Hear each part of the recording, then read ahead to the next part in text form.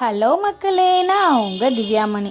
இன்றைக்கி நம்ம ஒரு வித்தியாசமான டீ கேக் தாங்க பார்க்க போகிறோம்.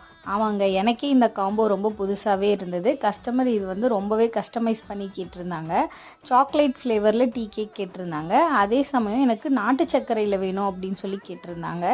ராகி மாவில் எனக்கு பண்ணி கொடுங்க, ஏன்னா குழந்த சாப்பிட்றது அப்படின்னு சொல்லி கேட்டிருந்தாங்க. ட்ரை கிரேப்ஸும் டூட்டி ஃப்ரூட்டியும் போட்டு கேட்டாங்க.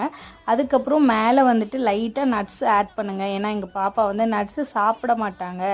ஓகே, இதில் லைட்டாக நட்ஸ் ஆட் பண்ணி கொடுங்க, பாப்பா எப்படி சாப்பிட்றாங்கன்னு பார்ப்போம் அப்படின்னு சொல்லி கேட்டிருந்தாங்க. அதே மாதிரியே அவங்க சொன்ன மாதிரியுமே பேக் பண்ணி எடுத்துட்டேங்க. இப்படி தான் இருக்கும். நானும் ஒரு வாய் சாப்பிட்டு பார்த்தேங்க.